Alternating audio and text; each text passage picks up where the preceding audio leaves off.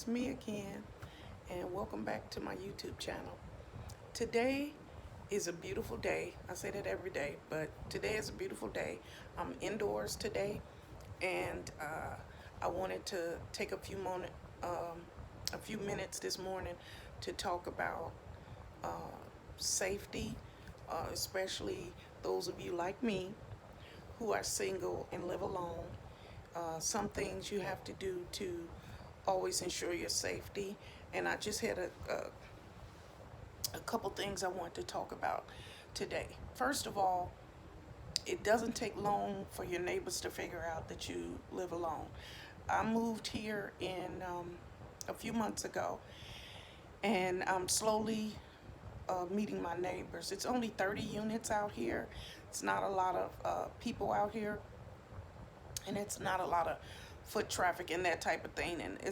And what I've learned is if you don't draw a lot of attention to yourself, then you don't have a lot of problems. So I don't draw a lot of attention to myself, but my old car does. My car is I drive you ready for this?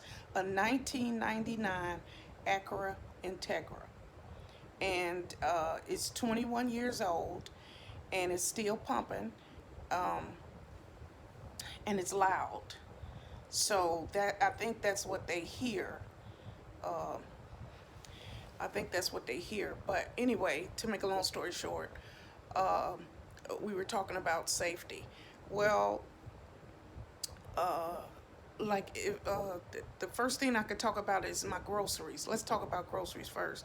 When you're getting the groceries out of the car and you're coming inside your house, and it's somebody who'll say, "You need some help with that?" No, I got it, but thanks anyway. First of all, you don't want nobody inside your house.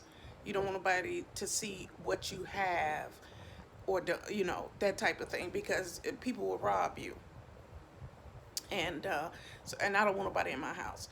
So that's one thing about safety. When you have groceries and those type of things, bring your own grocery in. If a neighbor is nice enough to say, "Can I help you?" Say, "Oh, that's sweet, but thanks, but no thanks. I got it." Um, Also, mail. When you first move, uh, sometimes your mail will go to a neighbor. Every time I've moved, that's happened. A neighbor knock on the door and say, "This came to my house by mistake," and that type of thing. So uh, it's nice. Thank you. I appreciate it. Meet them at the door. You don't want to invite them in.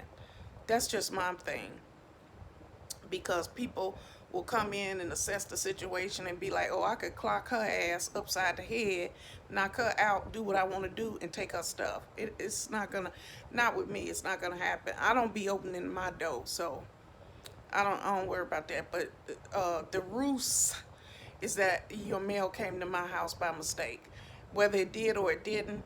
That's the ruse that they'll use to try to get in. Another thing is, um, like, on before you come into my complex, it's a sign that says "No soliciting." Well, no soliciting, but tell the people that's trying to solicit, what are they selling, and that type of thing. They're still gonna knock on your door, even though the sign is up there. And so you have to make sure that you're safe. And yeah, I got a peephole, but I got to step on the step stool to get to the peephole. But the step stool is in my room to get in the bed, so I got to run into the room to get the step stool to come back to the front to stand on the step stool to look out the peephole to try to see who knocked. The mail lady say mail lady, maintenance say maintenance. Anybody else don't matter. I mean, if your kids got a key or whatever, you don't have to worry about that. So I'm not gonna open my door. That's safety. You just gotta be safe. And I'm sorry if I sound a little harsh, the way the world used to be. Love thy neighbor, and yeah, and all that. Your neighbor will clock your ass, okay?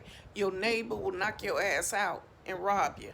So, do what you want to do, but I'm trying to be safe, and I'm trying to instill in everybody that's listening that you can have a false sense of security in your neighborhood and put your guard down, and that's when you get jacked. Okay, that's when you get jacked. So that's just all I'm saying. And lastly, another thing that's a big thing is the lights, like on off, that type of thing. I don't have my lights on a lot. I like try to conserve electricity and that type of thing. So let's say it's I go to bed early, but let's say it's 9 o'clock or something, and the all the lights are on and everything, and an hour later all the lights go out. Don't think people don't notice that. They like, okay, so she sleep now. I can go ahead and break in, or that type of thing. So it's always good to have a light that stays on. And what I do is in the kitchen, I have a light that stays on.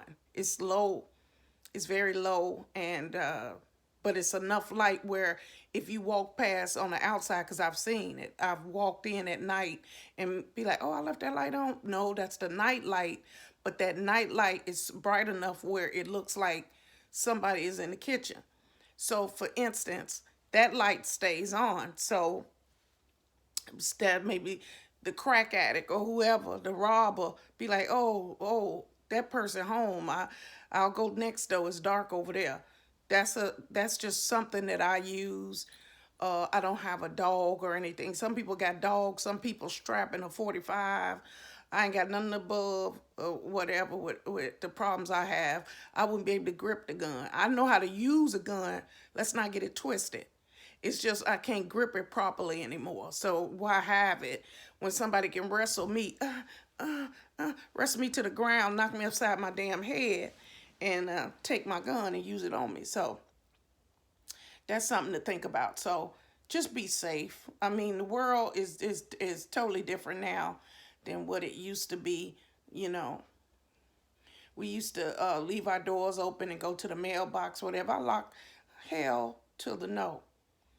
On Even when I go to mailbox, I lock my door because somebody can come. You turn your back and go to your mailbox, and while you at the mailbox, somebody saw that you left your apartment unlocked and slide in. I know for a fact. I'm trying to think. I think I was living in Pensacola at the time, and I lived. I had one wall. I think they call those bungalows. You share just one wall. Anyway, that's not important. The point I want to make is the lady. We had a laundry facility, and a lot of people, grab their laundry basket and all their laundry, leave out the back door, the sliding door, whatever, and then they go and do the laundry, and then they come back like in between or whatever. But remember, that door is open. Not open like wide open. I mean, they didn't lock it because they either going downstairs or going right across to the laundry. So the guy had slid into her sliding door while she went to do her load of laundry, or two load, whatever amount of laundry that she had. The moral of the story is she was raped and beaten. Lord forgive me. It was a tough time. I was so scared when I remember that, because I used to do that, because at the time I had two kids, and Elijah would be at school and Lyric was real small. So what I do is she'd be sleeping in the crib, I slide out, put the load in, come on back. But by the time it's time to go to, for the dry and everything, I had a thing where she was strapped on me and whatever, but for those 5 minutes. But that's all the lady did. She left out for 5 minutes. He slid in, hid wherever, the closet, under the couch, under the bed, wherever his ass was at lingering. He raped and beat her. And she was fine after all of that. But the point of the matter is this: you have to be safe. I did the same thing that she did millions of times, and only by the grace of God did I not get attacked. The mentality of people now. People back then, people was crazy and cracked out, but it was a different level of criminal.